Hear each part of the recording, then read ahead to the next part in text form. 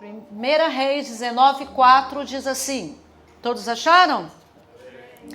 Ele mesmo, porém, se foi ao deserto, caminho de um dia, e veio e se assentou debaixo de um zimbro, e pediu para si a morte e disse, basta, diga comigo, basta. Não, mas tem que falar basta com força.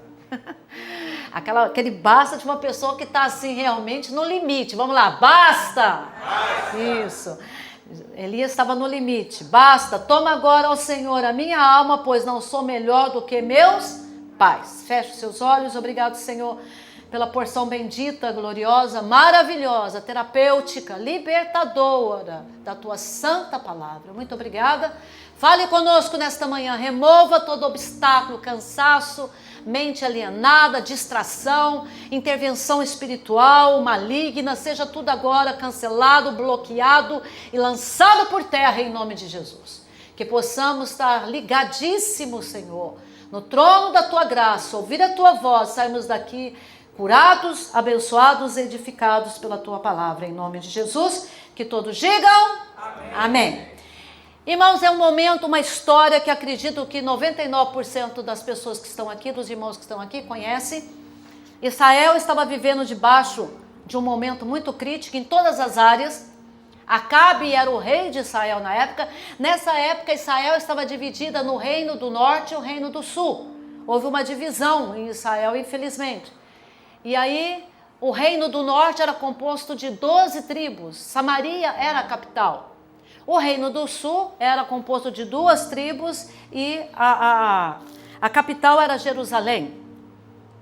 E as 12 tribos do norte eram governadas neste momento pelo rei Acabe e a sua esposa Finícia, uma princesa fenícia, ímpia, pagã, idólatra, maligna, e governava Israel. Porque naquela época os casamentos eram alianças políticas. O rei normalmente tinha os seus filhos, seus príncipes, casava um príncipe, casava com a princesa de uma outra nação para se unirem politicamente, para um dar apoio para o outro em questões de guerra e de outros quesitos nessa área. E aí nós temos aqui, nesse exato momento, esse casal, essa dupla, né? Parada dura, governando Israel. Irmãos, Jezabel, ela era tão maligna, porque ela era uma adoradora ferrenha de Baal, de uma entidade maligna. E ela cumpria todas as regras, era uma seita que ela cumpria todas as regras, e essa seita envolvia prostituição, porque os seus sacerdotes, sacerdotisas, os seus rituais, né, vamos dizer assim, diante dessa entidade maligna, envolvia muita prostituição, muita promiscuidade.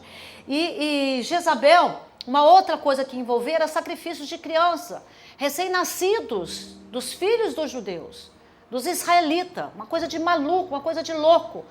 E a nação se submeteu a esse tipo de governo, se submeteu a esse tipo de influência. E Elias, o profeta Elias, estava vivendo exatamente esse momento da história. Imagina a pressão que esse homem não estava vivendo, sabendo que as crianças recém-nascidas, que acabavam de nascer, estavam sendo sacrificadas, eram queimadas vivas diante do altar de Baal. Era uma coisa de louco. E muita prostituição envolvida, muita promiscuidade envolvida. Então, quando a gente fala dessa mulher Jezabel, casada com esse homem aqui, que esse homem Acabe, nós estamos falando de um momento onde foi implantada a adoração a Baal. Então, parte do povo de Israel estava distante, estava longe. Como é que era a situação espiritual? Israel vivia uma profunda apostasia, um desligamento total da fé em Deus. O culto a Baal tinha sido instituído por essa mulher, tanto por Acabe como pela rainha Jezabel. Muitos profetas de Deus foram mortos e a maioria que sobrou, né, que restou, estavam escondidos. O povo estava dividido espiritualmente, tentando servir a 2 senhores, ao Deus de Israel, o Deus de Abraão, e ao Deus chamado Baal.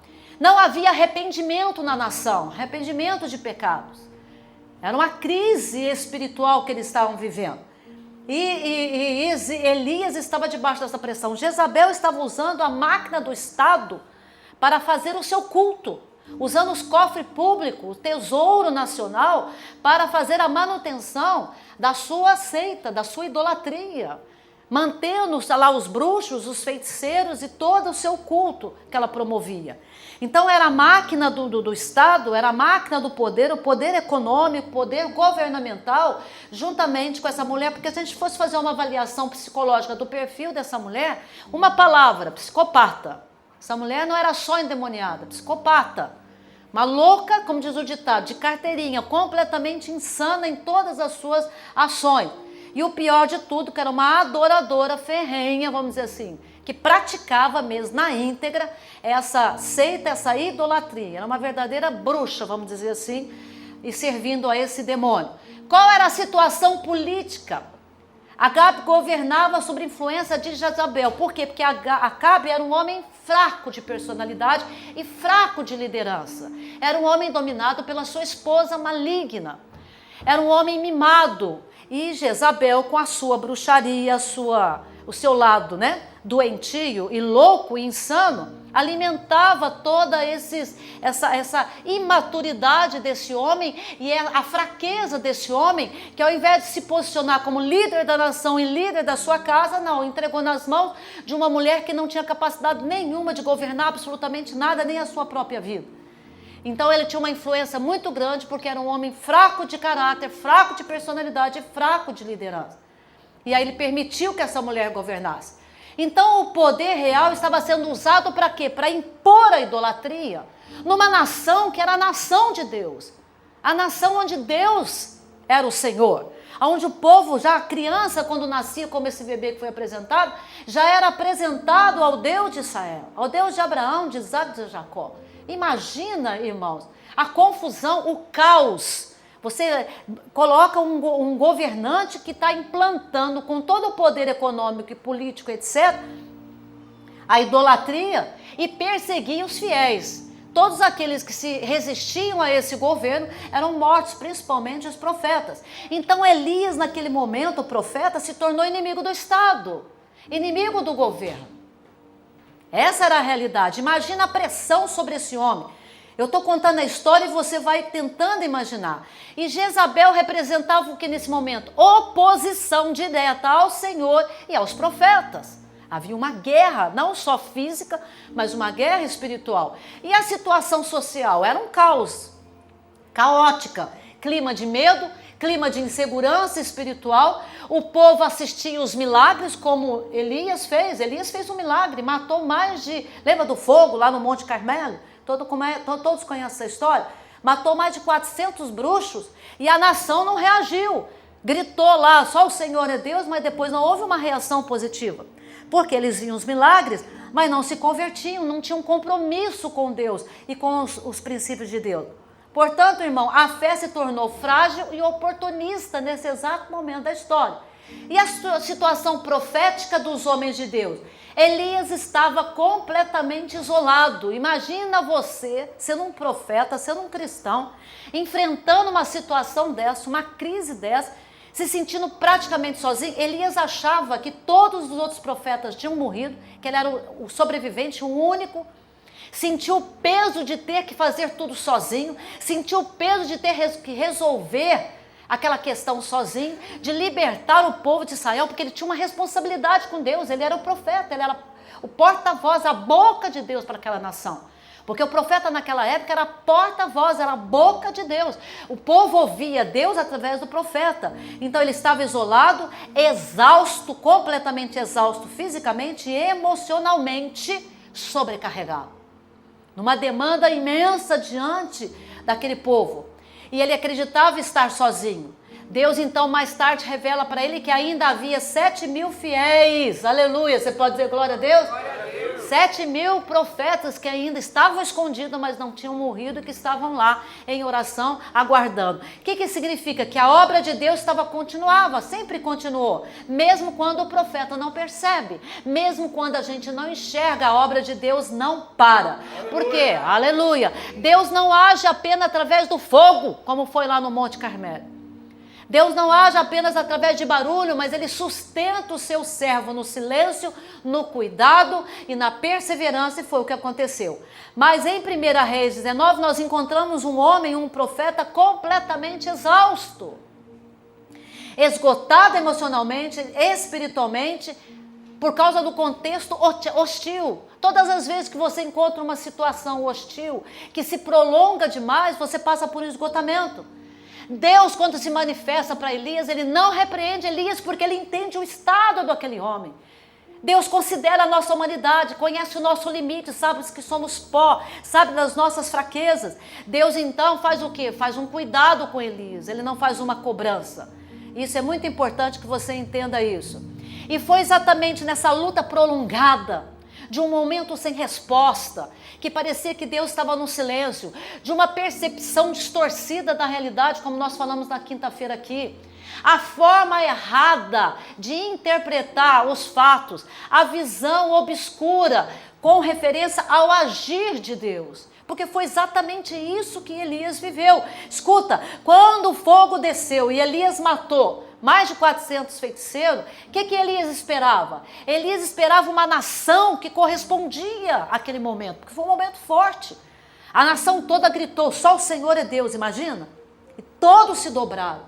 Você imagina a força daquele momento? Você imagina o cenário daquele momento? Os bruxos lá todos mortos, Jezabel lá no palácio, que ainda não tinha chegado, porque depois que chegou a notícia, ela manda um recado e ameaça o profeta. O que aconteceu com esse homem aqui? Ele tinha certeza absoluta de que aquele povo iria se arrepender, haveria um arrependimento nacional. O arrependimento da nação, eu tenho certeza, pela história nós temos certeza que Elias acreditou que ia acontecer isso, que haveria, após aquele Monte Carmelo, aquele fogo descendo em todo acontecimento, que haveria o quê? Uma queda definitiva da idolatria, um arrependimento, o povo dobraria o seu joelho no chão, choraria, pediria a Deus misericórdia e perdão pelos seus pecados, e a idolatria terminaria. Mas não foi isso que aconteceu, o resultado foi outro. E o homem já estava cansado, debaixo de pressão, de perseguição, se sentindo sozinho, achando que teria que comandar tudo aquilo, toda aquela luta sozinho. O peso, Elias estava carregando o peso de ter que resolver tudo sozinho. E isso esgotou. E por isso que ele diz, basta, chega, não tenho mais condições, nenhuma. E aí o que ele fala? Senhor, toma a minha vida, basta. Toma agora, ó Senhor, a minha alma, pois não sou melhor do que meus pais. O que ele estava dizendo? Não sou melhor do que meus pais. Ele estava dizendo, eu não fiz nada diferente do que meus pais. Eu deveria ter produzido algo diferente, eu deveria ter feito algo diferente, não fiz. Não sou melhor do que eles. Não sou melhor do que ninguém, porque eu não consegui cumprir a missão. Elias, nesse exato momento, se sentiu aquela pessoa que recebeu uma missão, mas fracassou nesta missão. Por isso que ele estava completamente exausto. E aí essa situação que eu acabei de explicar aqui, de esclarecer, trouxe o quê? Um cansaço e trouxe à superfície emoções que provavelmente estavam escondidas no porão da alma desse homem. Porque nós temos demandas. E Deus não resolve as nossas demandas de um dia para a noite. São muitas feridas abertas, são muitas frustrações, são muitas decepções que nós carregamos na nossa história. Se Deus for cuidar de todas as nossas feridas abertas, de todas as nossas demandas emocionais, nós não iríamos aguentar. Eu sempre digo para os irmãos lá, os trabalhadores, todo impacto, se você tiver oportunidade, vá. Mesmo que você vá como trabalhador, mesmo que você já foi 1, 2 vezes. Porque cada impacto, Deus te cura um item. Cada impacto ele resgata uma lembrança. Cada impacto ele resgata algo que precisa ser curado. Ele não faz de uma vez, porque nós não iríamos suportar. É como uma psicoterapia. Uma psicoterapia você não resolve a sua demanda numa sessão, num atendimento. Sim ou não? Você precisa de um tempo para que você possa expor. Até porque você precisa, na associação livre, ali falando, verbalizando, na escuta ativa do psicólogo, do profissional, você precisa descobrir e trazer à tona o que está a nível inconsciente. Por isso que diz que a psicoterapia respeita o vazio. Já ouviu isso?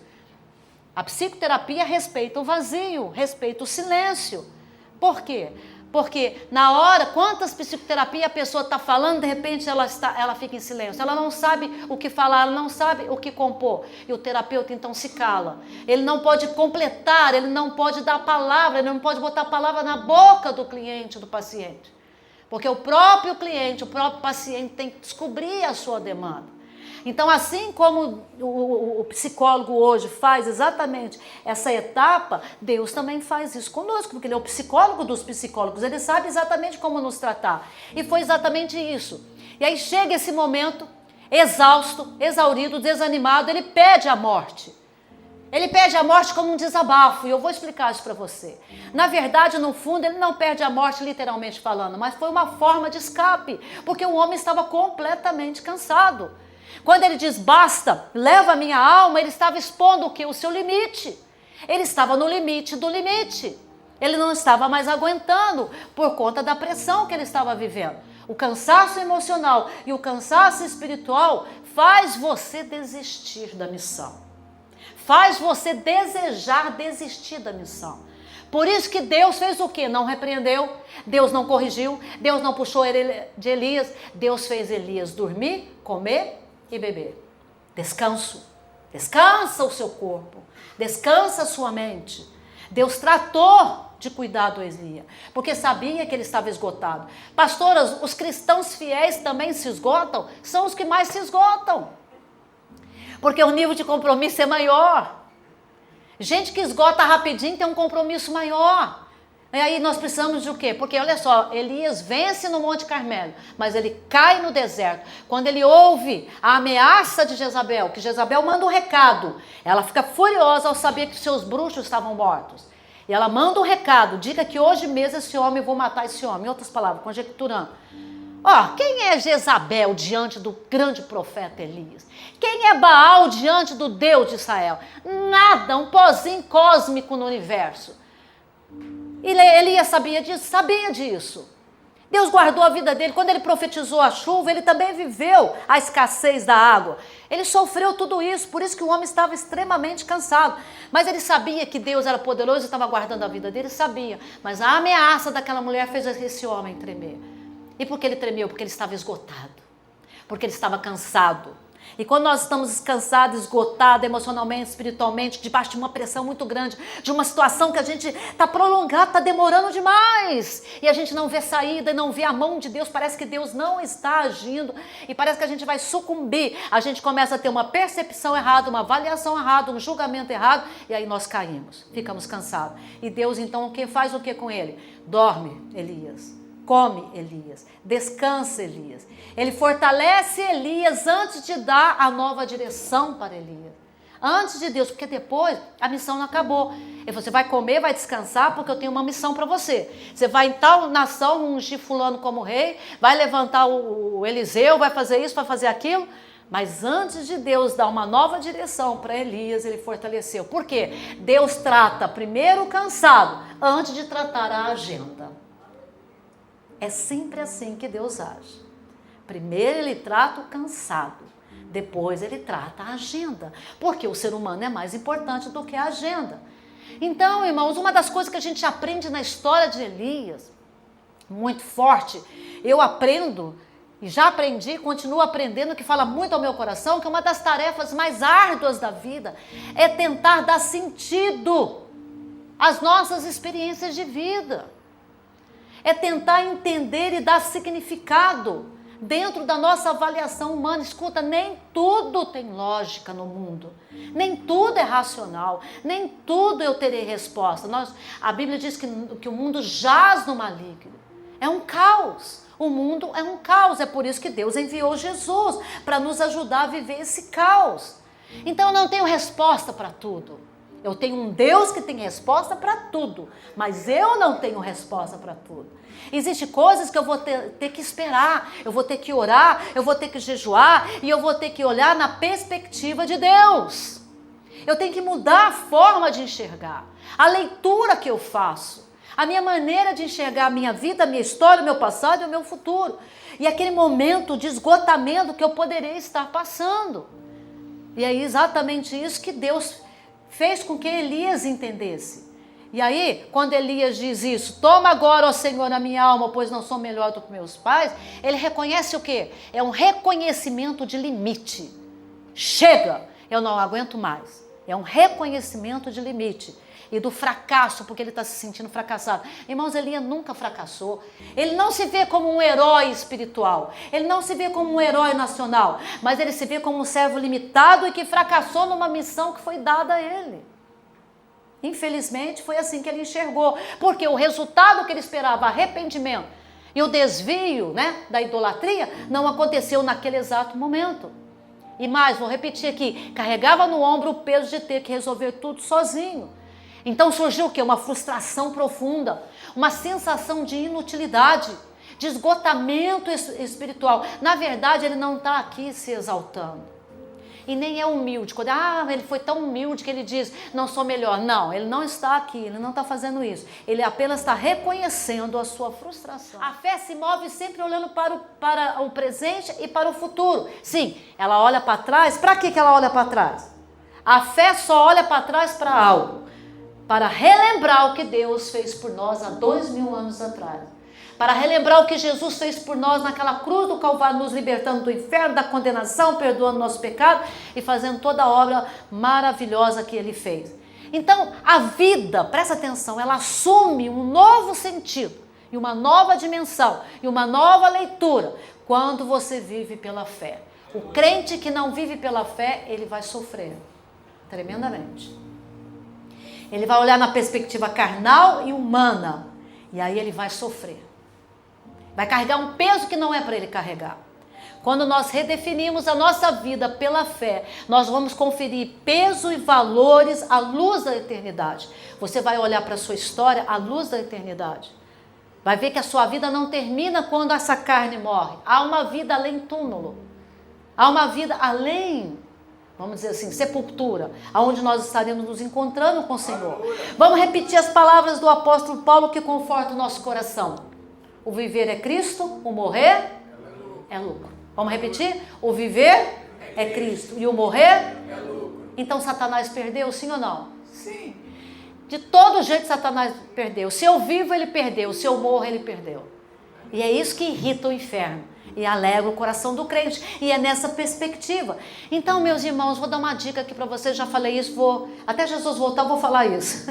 É para você e para mim. Quando todas as evidências, quando todos os sinais, quando todas as provas apontam que Deus está ausente, presta atenção, a fé vai enxergar além da circunstância.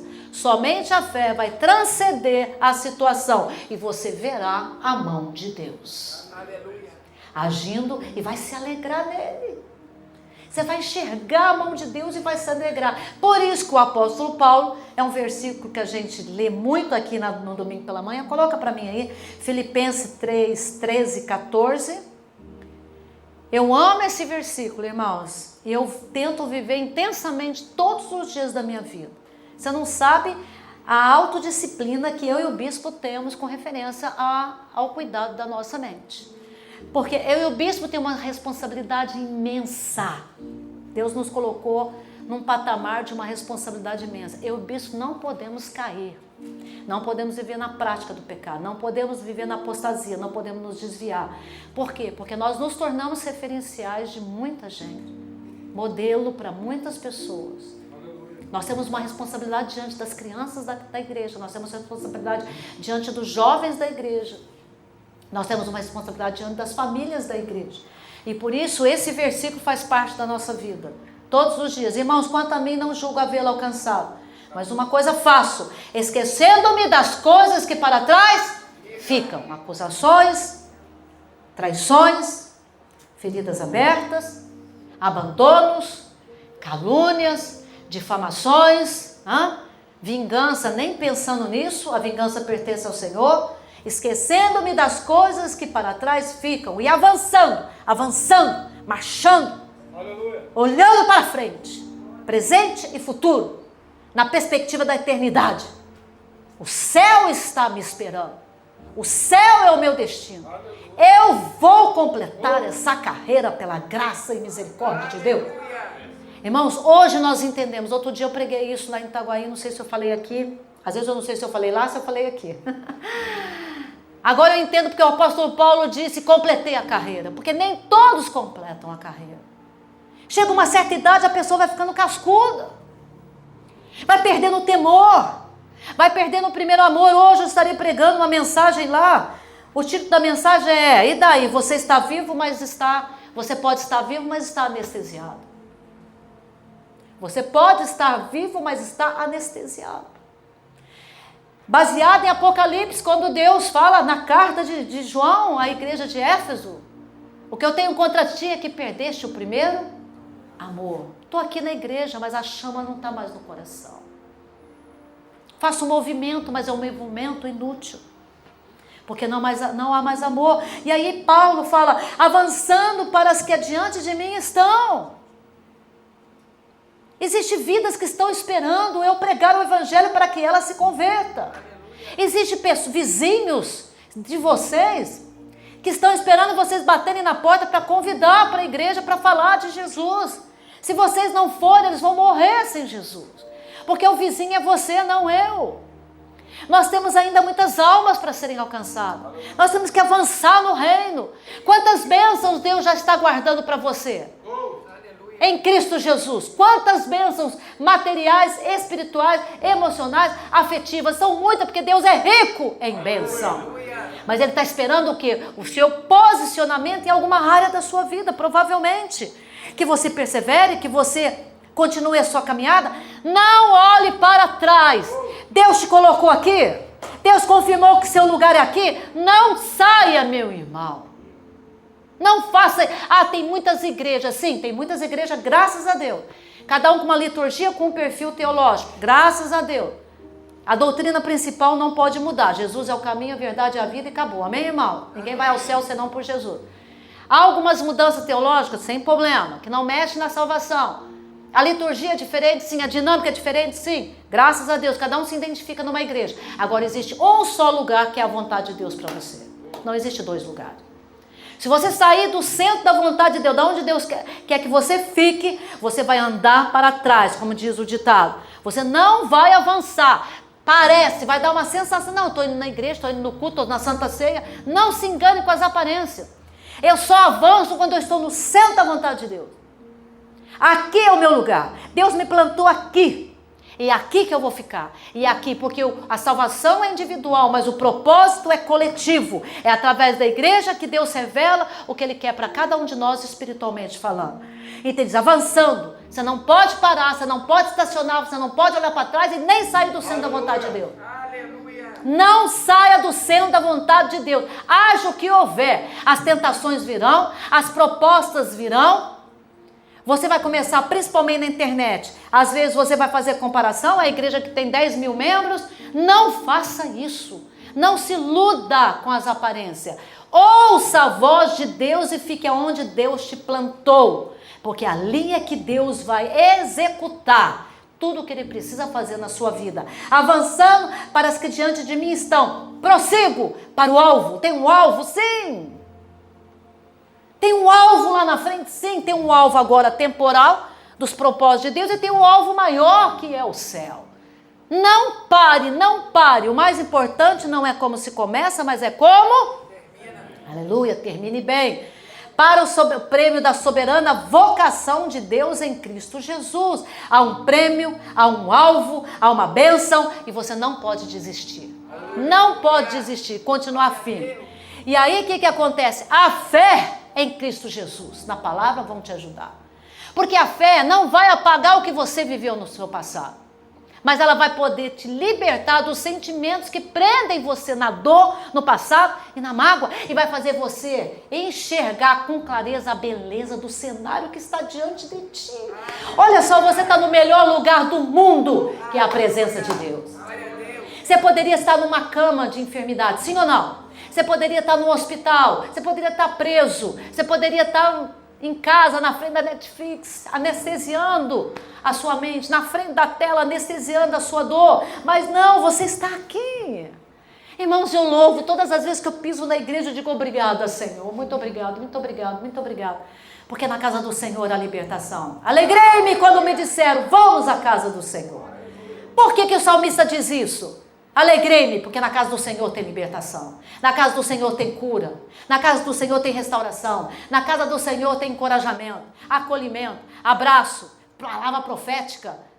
Palavra profética que abre o caminho. Você entra de um jeito e sai de outro. Você entra com uma situação fechada, amarrada, né? E sai com a situação toda resolvida, numa só oração, numa só palavra, num só louvor. Quem crê nisso, diga glória a Deus. Glória a Deus. E aí a fé faz você enxergar isso. A fé fecha o ciclo da dor, porque cura a sua alma. Então, meus irmãos, quando o profeta diz, mata-me, leva a minha vida, essa coisa toda, ele estava apelando um desabafo. Pastor, o que representa de forma espiritual, psicológica e existencial essa frase do profeta? Basta tomar agora, ó Senhor, a minha alma, porque não sou melhor que meus pais. Vamos lá, é uma expressão de desabafo, é uma expressão que revela o estado da mente, da alma e do coração. É uma expressão da humanidade do homem, é uma expressão do esgotamento físico, emocional e espiritual. É uma expressão que revela o limite das nossas forças, a limitação de compreender, às vezes, a realidade que você está vivendo. É uma expressão que você olha e diz assim, uma expressão que mostra a sua incapacidade de entender por que está demorando tanto a bênção chegar. É um desespero, é uma desesperança. É uma frase que revela uma desesperança diante de uma questão não resolvida, de uma tarefa muito grande que às vezes você não dá conta, você acha que não dá conta. E é também uma expressão de incompreensão quanto ao método de Deus agir. Você acha que Deus vai agir de uma forma e ele age de outra. Jesus disse para os discípulos, vai, pega o barquinho, vai que eu encontro com vocês lá em alto mar. De repente, tinha 2 barquinhos, se foi num barquinho, o outro barquinho provavelmente Jesus iria. De repente, no meio da noite, vem Jesus andando sobre as águas. Jesus não veio de barco. E aí todo mundo se assustou, achou que era um fantasma, porque Jesus, ele vai como ele quer, da forma que ele quer, não do jeito que a gente quer. Elias esperou um resultado, o resultado não veio, o homem se frustrou, já estava cansado, já estava esgotado, caiu e disse, me leva. Mas aqui Elias, presta atenção, não foi uma incredulidade. Não foi um ato de incredulidade do profeta. Foi apenas um cansaço, um desabafo. Alguém que enxerga, que acha que não correspondeu à altura, que não obteve o sucesso da sua missão. O que é um desabafo, pastor? Presta atenção, um desabafo, irmãos, não tem nada a ver. Infelizmente as pessoas acham isso, mas desabafo não tem, é uma expressão que não tem nada a ver com sentimento, mas tem tudo a ver, irmão, com conhecimento. Deveria ser assim. O verdadeiro desabafo tem que ser em cima de conhecimento de realidade e não de sentimento. Mas 99% do desabafo acontece porque você deixa as emoções te guiarem. Se baseia na emoção e não no conhecimento. Porque se ele estivesse baseado no conhecimento, ele veria que ele foi vitorioso. Ele não teria medo da ameaça daquela louca, daquela mulher. Mas ele não fez isso. Por quê? Porque ele deixou as emoções virem à tona. É uma forma de jogar fora toda a tensão acumulada. A pessoa vai acumulando. Daqui a pouco a pessoa... Hoje na psicologia, dependendo, né, do desabafo, a gente chama de catarse. A pessoa acumula uma quantidade muito grande de pressão, de tensão, e ela então explode, uma catarse. Foi mais ou menos isso que deve ter acontecido com o profeta. É uma expressão do estado interior da alma desse homem. Por quê? Porque a percepção foi afetada. Presta atenção nisso. A percepção desse homem foi afetada. Afetado, o que afetou a percepção? As emoções. As emoções. As suas emoções que vieram à tona por causa da pressão que ele estava vivendo, tomou a rédea do controle. E ele então enxerga de uma forma diferente. Ele faz uma interpretação distorcida da realidade. As lentes são obscuras. Faltou entendimento da parte dele. Ele vai reagir de forma desproporcional, desregulado nas suas emoções. Ele, de uma forma incapaz de entender a realidade. Então, irmãos, presta atenção para a gente fechar aqui. O grande problema não é o desabafo. A questão é quando o desabafo deixa de ser um acontecimento casual e eventual e vira um padrão. Esse é onde está a patologia. De vez em quando você desabafar, irmãos, qual de vocês um dia não falou, Senhor, que eu queria sumir do mapa. Eu já falei isso. Eu falo para o bispo, às vezes, quando eu estou debaixo de pressão, eu falo, meu Deus, Ronaldo, eu quero sumir do mapa. Ele falou, tá bom, mas volta logo que a janta está chegando. Vai, mas volta. Ele brinca comigo. Mas é apenas uma expressão eventual, casual, porque você está debaixo de muita pressão, mas não é um padrão de comportamento. Lembra que eu ensinei para vocês aqui semana passada, em quinta-feira? O cérebro aprende pela repetição. Ele aprende e se modifica pela repetição. A repetição vai criar hábitos. Os hábitos vão criar padrões comportamentais que vão virar crença. Se o desabafo virar um padrão comportamental, aí ficou pronto. Aí essa patologia está enraizada no solo da sua personalidade. Você vai ter problema. Você já viu pessoas que reclamam de tudo? Você conhece pessoas que reclamam de tudo, que murmuram de tudo, que falam mal de todo mundo, que criticam? Nunca, não existe família boa, não existe cônjuge bom, filho bom, não existe igreja boa, nada para aquela pessoa está bom. Murmura, critica, fofoca, fala mal de tudo. São pessoas doentes na alma, amarguradas, frustradas, revoltadas, incapazes de enxergar a si mesmo. Incapaz, não conseguiram resolver a sua demanda, não conseguiu elaborar seus traumas, suas decepções, trazem no coração uma mágoa, um rancor, um ódio, e se alimenta desse ódio.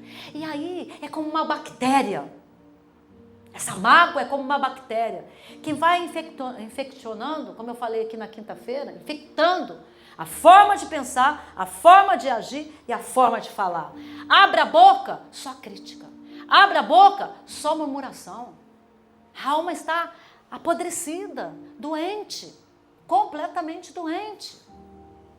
Se tornam pessoas rígidas, se tornam pessoas inflexíveis, se tornam pessoas intratáveis. Você não consegue se relacionar. Destrói casamento, destrói relacionamento, destrói amizade, ministério. Por quê? Porque é muita crítica, é muita murmuração. Por quê? Porque está exalando a sua mágoa não resolvida. Suas atitudes são negativas.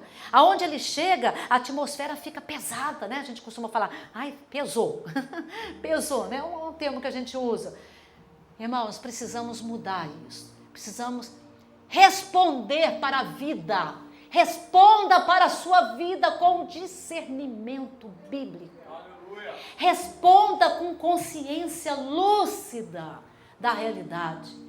Uma consciência de pensar, agir e se comportar de forma correta, mediante a palavra, mediante a verdade, não por emoções ou pensamentos imediatos, proporcionais e doentios. E a fé na palavra, a palavra de Deus quebra padrões de comportamento. A palavra de Deus, como eu falei quinta-feira, traz uma reestruturação cognitiva. Muda a forma de você pensar, muda a forma de você sentir. E aí, nessa passagem bíblica, o profeta aqui é casual, é um desabafo casual. Não é um padrão de comportamento. Foi a pressão do momento. Mas nós vimos aqui que ele reage, Deus faz ele dormir, Deus faz ele comer bem, se alimentar, beber bastante água, bastante líquido. E aí o profeta está pronto para a próxima tarefa. A Bíblia diz assim, a boca fala do que está cheio o coração. Repita comigo, a boca fala do que está cheio o coração. Então nós precisamos o quê? Encher nosso coração de quê? De perdão, de acolhimento, de equilíbrio, de trato, de paciência, de amor, de mansidão. Para quando você abrir a boca, saiam palavras que edificam, que ao abençoar, escuta, Deus está contigo nessa jornada. Ele não te desamparou. Você pode descansar nele, sim. Ele nos sustenta em todos os momentos, sim. Você já sabe disso. Você apenas tem que viver mais isso. Porque se você viver isso, em breve, nós cantaremos o hino da vitória. Aleluia. Amém? Creia sempre no Senhor. A luta não cessou, pastora. Não cessou. Mas a vitória já está assegurada, garantida pelo sangue de Jesus. Pelo sangue de Jesus. E não vai ser o meu medo, não vai ser o mundo, não será os meus achismos, não serão os ataques de Satanás que vai mudar essa realidade. Deus é o nosso baluarte, nossa força e o nosso destino. É Ele que nos sustenta. Então enxergue a história de forma correta. Enxerga a vida de forma correta. De vez em quando a alma fala isso mesmo. Basta! Mas que seja um desabafo rápido, só para você dar uma aliviada e continuar a jornada. Amém? Você pode dar uma salva de palmas ao Senhor. Vamos fechar. Fique de pé em nome de Jesus, Pastor Wellington. Eu gostaria que você agora colocasse a mão no seu coração, fechasse os seus olhos. Eu vou dar alguns segundos para você fazer a sua oração. Amém? Levanta o braço assim, ó. Dá uma esticada aí. Dá uma esticada nos ossos. Aleluia. Na alma. Aleluia. Feche os olhos e faça a sua oração. Diga: Senhor, sobre essa palavra que foi mencionada nesta manhã, o que realmente me tocou e que eu estou vivendo é isso. Fala para Deus. Se há um cansaço, se há um esgotamento, se a luta está sendo muito prolongada, se você começou a querer desanimar, se você começou a querer desabafar de forma errada, diga: Senhor, me ajuda.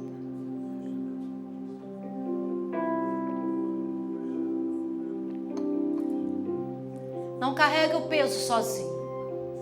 Você tem o Espírito Santo, você tem a igreja, você tem sua família. Ainda existe muitos que não se dobraram diante de Baal. Oh, glória.